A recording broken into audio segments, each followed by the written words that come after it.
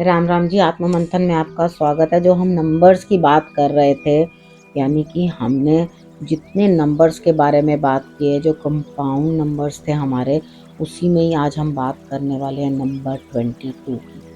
ठीक है, अब ये टोटल तो बनता है 2 और 2, और टोटल बनेगा 4। ठीक है, तो ये हुआ तो मूलांक 4। तो ये 22 नंबर वाले डिफरेंट क्यों है? यानी कि आपके किसी भी महीने के अंदर 22 तारीख को 22 को अगर आपका जन्म हुआ है, तो आपके इस तरह के स्वभाव होंगे। आपका भाग्य पता कैसा होता है?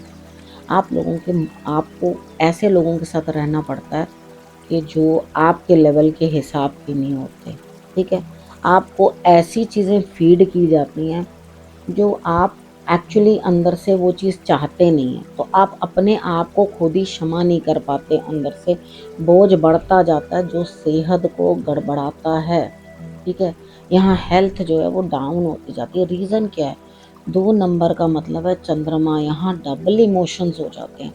तो डबल इमोशंस होने के साथ इंट्यूशंस भी डबल हुई। ठीक है, आपको इंट्यूशन भी बहुत ज़्यादा होती है। तो यहाँ छोटी-छोटी चीज़ों को देखना, ऑब्ज़र्व करना, उनको समझना। लेकिन भाग्य ऐसा होता है कि जैसे एक बहुत अच्छे आदमी को आप मूर्खों की नगरी में भेज दो। मतलब इस तरह का आपका भाग्य होता है, यानी कि आप जहाँ रहते हो ना, इट्स अ फूल्स पैराडाइज़। ठीक है? तो वहाँ पर आपको अच्छे आदमी को वहाँ पे भुगतना पड़ता है, रहना पड़ता है। अब यहाँ पे आपकी क्या स्थिति बनती है, होता क्या है कि आप अंदर से वो लोग जो आपको फ़ीड करते हैं, वो सुनते हैं आप। दूसरे ने जो आपको बोला, वो आप समझ लेते हैं। तो आप हमेशा फ़ॉल्स जजमेंट्स करते हैं, यानी कि आप जजमेंट में भी अच्छे नहीं होते। यानी कि किसी को इस तरह से जो जजमेंट दे रहे हो, यानी कि आपने किसी को जज किया और किसी को एकदम बोल दिया कि नहीं, नहीं ऐसे नहीं। यानी कि कितनी बार होता है कि आप कुछ इस तरह से करते हो कि बिना सच और झूठ जाने बिना एक तरफ़ा बात सुनकर एक निर्णय ले लेते हो। ठीक है? आलस बहुत होता है अंदर, उद्यम नहीं होता उतना काम करने का, मूडी होते हो। मन किया तो काम किया, नहीं तो डाउन। ठीक है? और इस ऐसे चेहरा बनाकर देख रहे होगे, मतलब जीवन के उतार-चढ़ाव चढ़ाव के अंदर जो है आपको ऐसा लगेगा शेर आ रहा है सामने से। आपको सब कहेंगे भाई शेर आ रहा है, भाई शेर आ रहा है। आप इस तरह से देखोगे जैसे शेर आपका रिश्तेदार है और उसको सब मालूम है कि आपके साथ कैसे डील करना है और आपको मालूम है उसके साथ कैसे डील करना है। ठीक है? जब तक वो बहुत पास नहीं आ जाएगा ना, यानी कि जब तक आपके सर पे मुसीबत नहीं आ जाएगी ना, तब तक आप अपना आलस या अपनी कम्फर्ट ज़ोन छोड़कर उसमें से बाहर ही नहीं निकलोगे। ठीक है? इन चीज़ों को आपने बहुत अच्छी तरह से जो है अपने अंदर देखना है और उसके बाद इन चीज़ों को करेक्ट करने की कोशिश करनी है। सबसे पहले किसी की बातों में मत आओ, क्योंकि क्या होगा, यहाँ पे आपकी इंट्यूशन डबल है, मून आपके लिए डबल इफ़ेक्ट दे रहा है। ठीक है? उसके बाद दिमाग को घुमाने का काम करता है। अब उतनी चालाकी तो अंदर से आती नहीं है, लेकिन होता क्या है, दूसरों की बातों में आकर उनके पाप बोध को अपने कंधे पे आप धारण कर लेते हैं। ठीक है? आप दूसरों का यही उपाय है आपके लिए। आपको दूसरों का बोझ लेने की क्या ज़रूरत है? दूसरों के नेगेटिविटी आप क्यों झेल रहे हो? अगर किसी ने कुछ गलत किया है, तो उस चीज़ का बोझ आप क्यों झेल रहे हो? तो उस चीज़ को आपने समझना, नहीं तो यही चीज़ें आपको जो है आपकी सेहत में जो है डाउन कर देंगी। अब सेहत डाउन होनी कब शुरू होगी? जिस वक़्त इमोशनल डिस्टर्बेंसेस बहुत अधिक हो जाएँगी, सोच-विचार बहुत ज़्यादा, इंट्यूशंस बहुत ज़्यादा, और अंदर से एक गिल्ट कि मैंने गलत निर्णय लिया। मैंने बोला ना, फ़ॉल्स जजमेंट्स हो जाएँगी। ठीक है? तो यहाँ पर मैंने गलत जो है जजमेंट कर दी किसी के लिए। ये चीज़ आपको जो है अंदर से कुरेदती चली जाएगी, परेशान करती जाएगी। देखो, हमेशा पहले चेतो। ठीक है? अपने अंदर से इस चीज़ को समझो, कौन सही और कौन गलत, क्योंकि आपको इस चीज़ की समझ नहीं है। ठीक? जब आप इस चीज़ को समझ नहीं पाते कि सही कौन है और गलत कौन है, तो आपके निर्णय गलत हो जाते हैं। ज़्यादातर लोग आपके दिमाग से खेल जाते हैं, वो आपको समझ में नहीं आता, और बाद में आपको रियलाइज़ होता है, अरे भैया ये तो मैं बेवकूफ़ बन गया या बन गई। ठीक है ना? ये तो ऐसा था नहीं, ये तो इस तरह से नहीं, चीज़ इस तरह से थी। ठीक, यहाँ पर आपके लिए मेरी एक हिदायत है। देखो, सबसे पहले क्या है, इमोशंस माँ से जुड़े होते हैं, ठीक है, और कहीं ना कहीं जो है संतान से भी जुड़े होते हैं इमोशंस। तो यहाँ पे इमोशनल रिलेशंस जितने भी हैं उनके ऊपर अच्छे से वर्क करो। अच्छे से वर्क करने का मतलब है कि उनको देखो कि किस तरह से क्या चीज़ मैंने इसके ऊपर फिट करनी है या क्या चीज़ इम्प्लीमेंट करके मुझे काम बनेगा। हमेशा कोई आपको जो भी अपनी सॉब स्टोरी सुना रहा है उस पर क्वेश्चन मार्क लगा दो, ठीक है। अगर आपको कोई भी अपने बारे में बताता रहता है कि हाँ ये ऐसा हुआ मेरे साथ वैसा हुआ, तो क्वेश्चन मार्क लगा के उस चीज़ को समझने की चेष्टा करो कि तस्वीर का दूसरा रुख क्यों क्या है।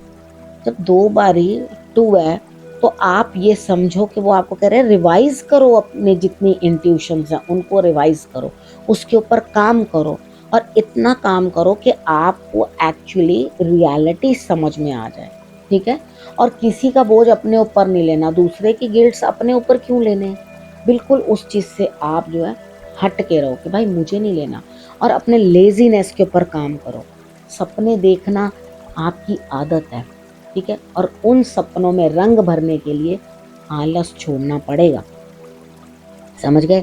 और एक आपको मैंने बोला कि भई आप की जो इंट्यूशंस हैं वो पावरफुल तो हैं, लेकिन आप दूसरों की कहानियों में जो है कैरिड हो जाते हो साथ में, ठीक है? खुद भी उनके साथ ही चल पड़ते हो, चलो जी मैं साथ ही साथ तुम्हारे चलूँ, वो काम नहीं करना। जो ओवर इमोशनल लोग होते हैं ना वो ऐसा करते हैं। गौर से समझो, टोटल जो है नंबर 4 है, जुगाड़ू बनना है, चीज़ों को अंडरस्टैंड करना है, हर काम को जो है समझना है और उसी तरीके के साथ करना है कि किस तरह से जुगाड़ लगाना है। इस तरह से नहीं काम करना, जुगाड़ बोला मैंने शब्द, ठीक है? किस तरह से जुगाड़ लगाना है वो आपने सीखना है, ठीक है ना? तो आपने समझना है इस चीज़ को कहाँ, कैसे, किस तरह से काम को निकालना ज़रूरी है। तो इतना सिंपल बनने से नहीं चलेगा, ठीक है?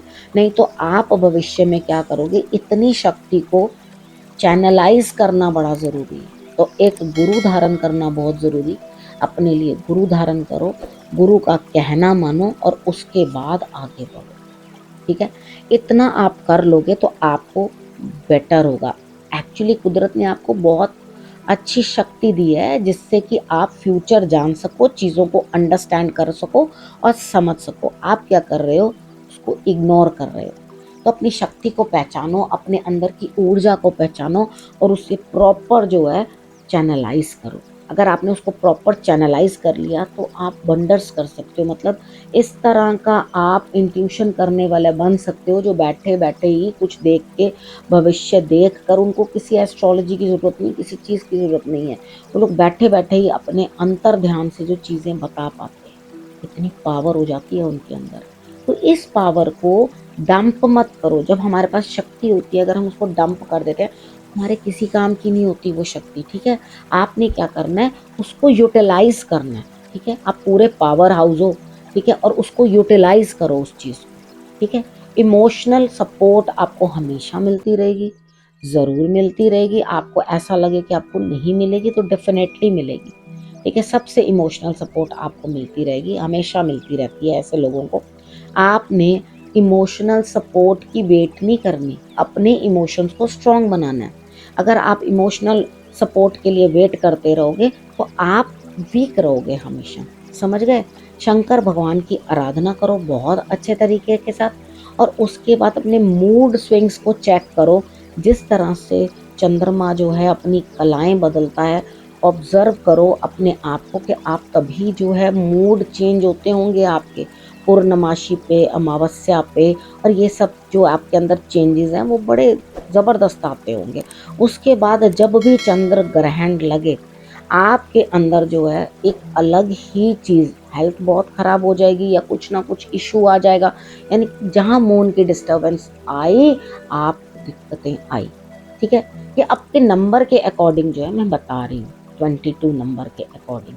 ठीक है? कोई हॉरोस्कोप की प्रेडिक्शंस नहीं कर रही, नंबर्स की प्रेडिक्शंस करके बता रही हूँ। ठीक, अब यहाँ पर आपको समझ आ गया, मैंने इतना अच्छे से आपको क्लियर करके बताया कि आपको क्या करना है, क्योंकि मुझे लगता है ये नंबर बड़ा इम्पोर्टेंट है। ठीक है? और इससे हम बहुत कुछ निकाल सकते हैं इस नंबर से। तो हर आदमी को खुद अपने अंदर अपनी कैपेबिलिटी को समझना है कि क्या क्यों मुझे नेचर ने, यूनिवर्स ने क्यों ये नंबर दे के भेजा है? मुझे और कोई नंबर क्यों नहीं मिला? स्पेशली यही नंबर क्यों प्राप्त हुआ? उसके पीछे क्या रीज़न है? तो मेरे हिसाब से अगर आप इसको सुनोगे तो आपको गुप्त रहस्य जो हैं, अंदर के रहस्य जो हैं, वो मैं आपको बताती हूँ, आपको समझाती हूँ, ठीक है? और जिस तरह से मैंने इस चीज़ों को समझा है, बिल्कुल कॉपी करके आपको मैं वैसे समझा देती हूँ, जिस तरह मैंने खुद ने अंडरस्टैंड किया इन चीज़ों को, ठीक है? तो इस नॉलेज को आपको दे रही हूँ, अपने आप को समझो और अच्छा लगे और सच में लगे कि आप ऐसे ही हो तो कमेंट ज़रूर करना, ठीक है? मैं वेट करूँगी आपके कमेंट का और अगला नंबर लेके फिर से आपके पास आऊँगी। तब तक के लिए नमस्कार।